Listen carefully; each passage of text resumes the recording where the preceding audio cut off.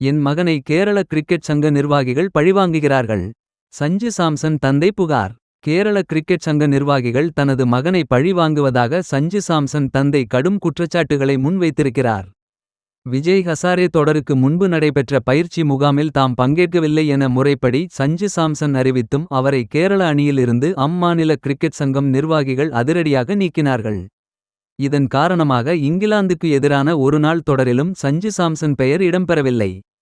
இது குறித்து கருத்து தெரிவித்துள்ள சஞ்சு சாம்சனின் தந்தை சாம்சன் விஸ்வநாத் கேரள கிரிக்கெட் சார்ந்த நிர்வாகிகள் மீது அடுக்கடுக்கான குற்றச்சாட்டுகளை வைத்திருக்கிறார். இது குறித்து பேசிய அவர், கேரள கிரிக்கெட் சங்க நிர்வாகிகள் என்னுடைய மகனுக்கு எதிராக நடந்து கொள்கிறார்கள். என் மகன் அப்படி என்ன தவறு செய்தார் என்று எனக்கு தெரியவில்லை. கேரள சங்க நிர்வாகிகள் குறித்து நாங்கள் இதுவரை எந்த ஒரு எதிர்கருத்தையும் தெரிவித்தது கிடையாது. ஆனால் தற்போது நிலைமை கையை மீறி சென்றுவிட்டது.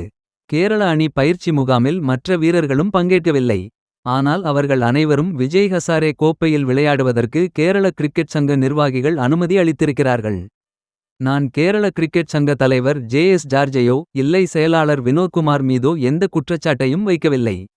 இவர்களுக்கு நடுவே இருக்கும் சின்ன சின்ன நிர்வாகிகள்தான் அனைத்தையும் தவறாக மாற்றுகிறார்கள். முக்கியமான விஷயங்களில் நயவஞ்சகத்துடன் செயல்படுகிறார்கள்.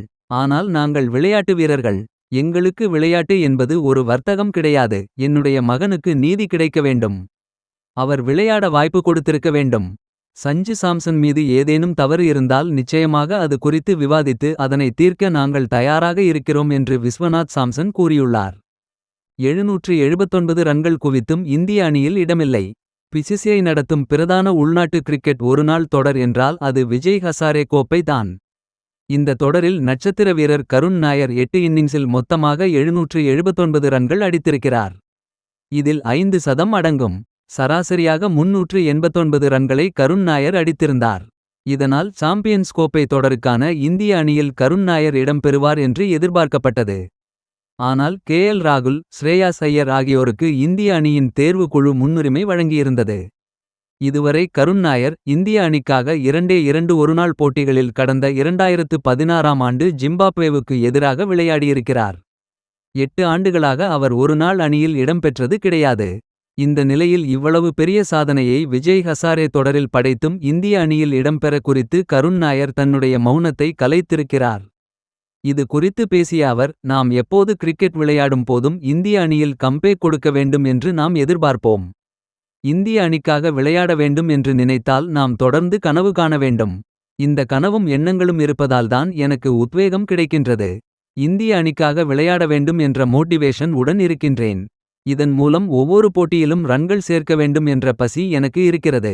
நான் இதுவரை அடித்த ரன்களை நினைத்து போதும் என்று மகிழ்ச்சி கொள்ளாமல் ரன்கள் சேர்க்க பார்க்கிறேன்.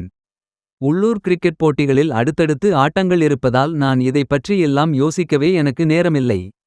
இருந்தாலும் நான் இந்திய அணியில் விளையாடவில்லையே என்று யோசிக்காமல் இல்லை. அப்படி சொன்னால் அது போய்தான். ஒவ்வொரு முறையும் சதம் அடிக்கும் போதும் என்ன நடக்கிறது என்று எனக்கே கொஞ்சம் நம்ப முடியாமல்தான் இருந்தது. எனினும் இந்த உணர்வை மீண்டும் மீண்டும் அனுபவிக்க விரும்புகிறேன் என்று கருண் நாயர் கூறியுள்ளார்.